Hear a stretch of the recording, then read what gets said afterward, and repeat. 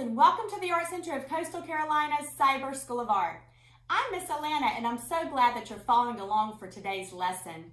This lesson is really special and fun. We're going to celebrate Cinco de Mayo through the arts. It'll be broken down into 3 parts. In part 1, we're going to learn about famous Mexican artist Frida Kahlo, and then we're going to create a self-portrait in her style. For part 2, we're going to take a virtual reality visit to Frida Kahlo's museum in Mexico. And then I'm going to teach you how to create an origami house that we're going to decorate with things that we find on our tour of the house so that we have a little mini sculpture of the museum. And in part 3, we're going to learn about an indigenous group of people from Mexico called the Zapotec. First, we'll read a Zapotec folktale together, and then we're going to use model magic or Play-Doh to create a little Animalito sculpture in the style of the Zapotec people. I hope you enjoyed today's lessons. Now remember, the whole lesson plan is in a little download in the description. It's called Let's Celebrate Cinco de Mayo. This packet has all the instructions and visuals that you need to complete all 3 parts of the lesson. Let's get started.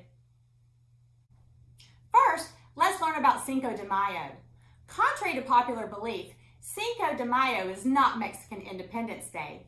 Cinco de Mayo celebrates Mexico's victory over France in the Franco-Mexican War at the Battle of Puebla. The battle occurred on May 5, 1862. A small group of Mexican soldiers were able to defeat a large French army against all odds on this day. In Mexico, Cinco de Mayo is referred to as Dia de la Batalla de Puebla, or the Day of the Battle of Puebla. Every year on May 5th, politicians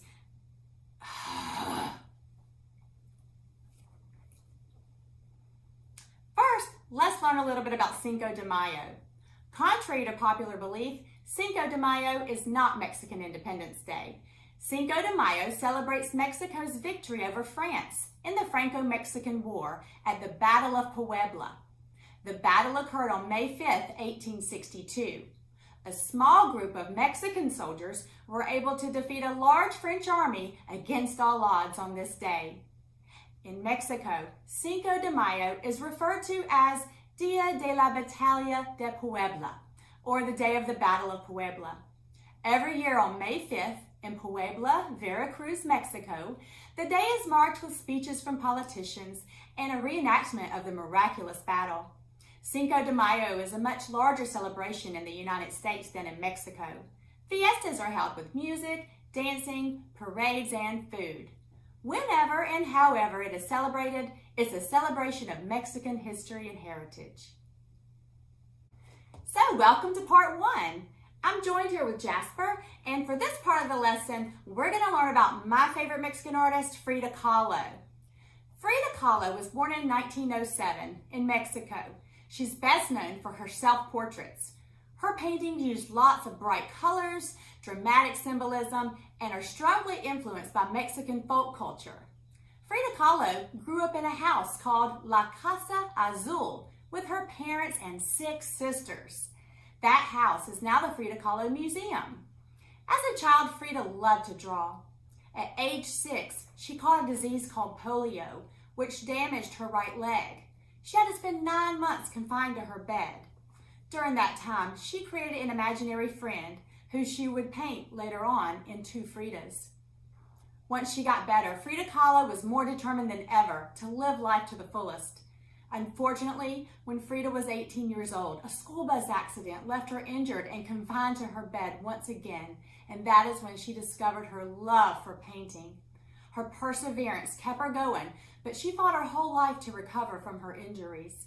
In 1929, Frida married Mexican artist Diego Rivera. She exhibited her work in Mexico and the U.S. and taught art. Frida is regarded as one of Mexico's greatest artists. Frida often painted self-portraits of herself, and we've got 2 examples here today. She wanted to show people about her life and her suffering and the things that she went through. Jasper, let's have a look at these 2 paintings that Frida Kahlo painted of herself. Can you tell me one thing that is similar about these 2 paintings? both the same person. That's right. They're both pictures that she painted of herself. This one is called Self-Portrait with Thorn Necklace and Hummingbird. And the one on this side is called The Frame. Can you imagine why it's called The Frame? Because it looks more of like a picture that you would have in a house more than like a picture that you would have of yourself. It does. It looks kind of more like a formal portrait like you might hang on the wall. What about around the border? Do you see the way she uses some symbols and pictures to sort of create a frame around herself that we don't really see in this one? What objects can you recognize in the frame around the Frida picture? In the top right, it kind of looks like an Illuminati symbol. Okay, good. What else? What do you think these are? It looks like an alien. It does look like an alien with 3 little eyes. Can you think of anything from nature that might be? Flower? Yeah, good job. So they're kind of abstract folk art style flowers. What about the bottom, these yellow figures? I think those are parrots. They do look like parrots. The interesting thing about Frida is that she never had children, but she always had a lot of pets, which brings us to this painting. Do you see any animals in this one? A cat and a monkey. A cat and a monkey, very good. If you look around, do you see any insects? Dragonflies? Can you show us where you see the dragonflies? Up here. Very good. What else do you see? A moth. A moth? Can you show us where you see a moth? Well done. We have 2 there in her hair, don't we? That's her hair. The thing about Frida was that she loved to dress up and wear elaborate dresses, lots of jewelry. People even said that they could hear her coming from a mile away. She wore so much jewelry and it would all be clanking together. She loved to have beautiful flowers in her hair and dress in beautiful embroidered gowns and layers and things like that. What else do you see in this picture? What about the background? What's the setting? It looks like she could be in a forest. It does. Very good. Now, as I mentioned, Frida Kahlo had several injuries in her life that left her bedridden a lot. So at her house, in her bed, she had a canopy bed. And up above her, she had a mirror so that she could lay in bed and look at herself and paint. Frida said she painted so many pictures of herself because that's what she knew best. She painted about 143 paintings in her life, and 55 of those are self-portraits. So that's a lot of self-portraits, right? Now we do notice in this one called The Frame that we see a lot about her Mexican folk culture. We see a lot of symbols that we might see in some folk art in Mexico, and we're going to use that for our inspiration for our project today. So to make our self-portrait, you're going to need a black and white printout of a portrait of yourself. So Jasper, you've got one there and I've got one. Now in your lesson plan packet, there are several pages that are all kinds of little black and white, they almost look like coloring pages that are symbols like flowers and birds and animals and things that you might find in Mexican folk art. So we've got those. You're going to need a piece of blue paper. We're going to use this for our background. And then we'll use some colored pencils, a glue stick, and some scissors for this part of the lesson. So let's get going.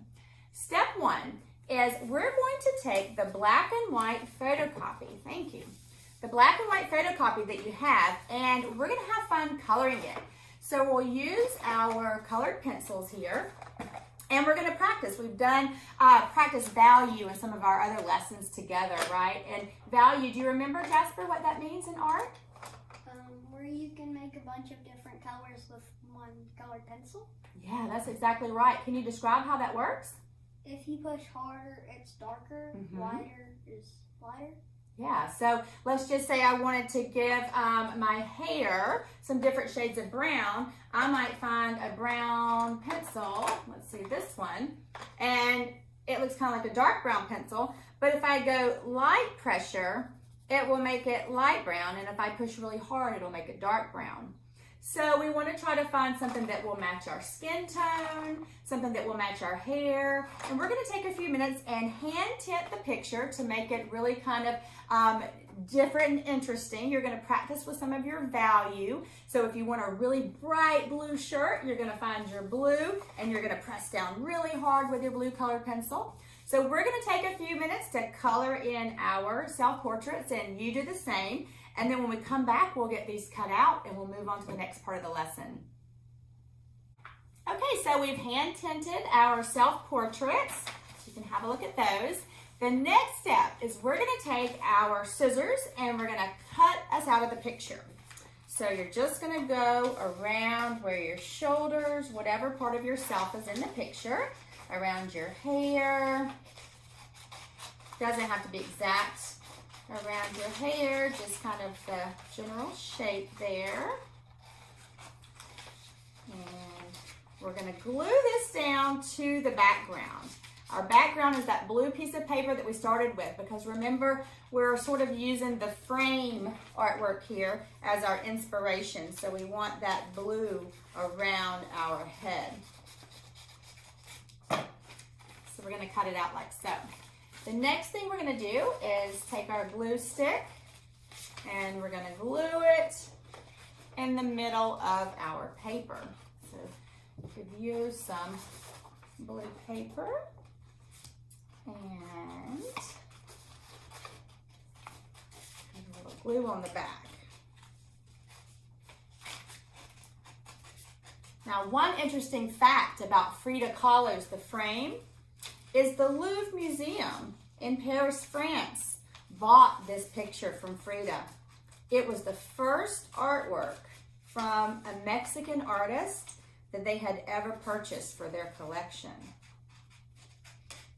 Frida and her husband, Diego, were actually both very well-known artists while they were still alive and were able to have shows all over Mexico and the United States and other places and sell their artwork.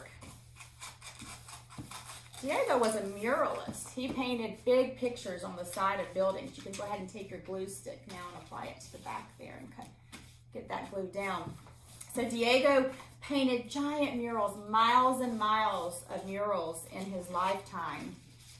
He painted a lot about political things that were going on in Mexico and did a lot of commissioned work, which means that someone else pays you to paint something very specific. After we get our self-portrait glued to the middle of the paper, we're going to choose some of these birds and animals and flowers to print next. So what you're going to do is pick the images that you want to include for the frame around your picture, and you're going to color them.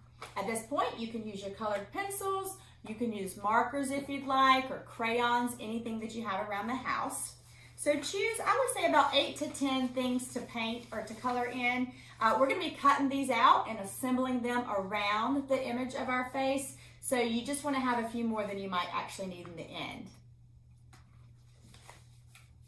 So Jasper and I have had an opportunity to color and cut out some of the birds and animals and flowers for our border. And now what we're going to do is we're going to take all of our images and we're going to make an arrangement with them around our self-portrait to create a frame.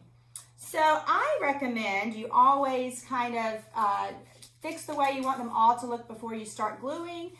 So you might want to kind of find a way that makes it feel balanced. If you have something rather large, you might want it to be sort of a centerpiece at the top or at the bottom. So you're just going to continue to move your shapes around until they fill your space.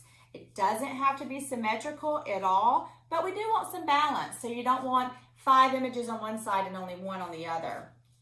So once you get your images laid into a little arrangement that you like, you can take your glue stick and start gluing them down. You might find that you don't need everything that you colored and cut out, and that is perfectly okay. Your space might be filled without it. Okay, so Jasper, have you moved yours around the way you like them? Very good.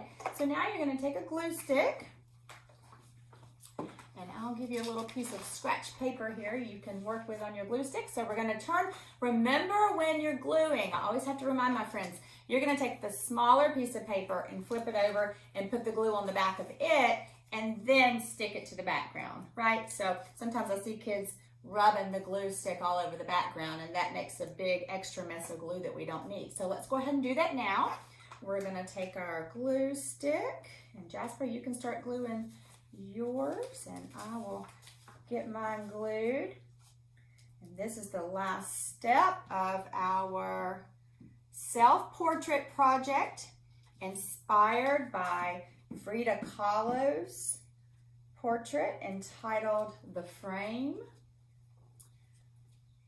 That again, remember, is really notable and famous because it was the first artwork that the Louvre Museum ever purchased for its collection from a Mexican artist. So you go ahead and get your little pictures glued down to make a frame around your self-portrait. Don't forget to sign your work down in the corner when you're finished. We hope you'll join us for part 2 of our Let's Celebrate Cinco de Mayo series. We're going to take a virtual reality tour of Frida Kahlo's museum called La Casa Azul, and then we're going to create a little origami sculpture of the museum and house. So be sure to have computer internet access with you, a piece of blue paper, and we'll see you for part 2.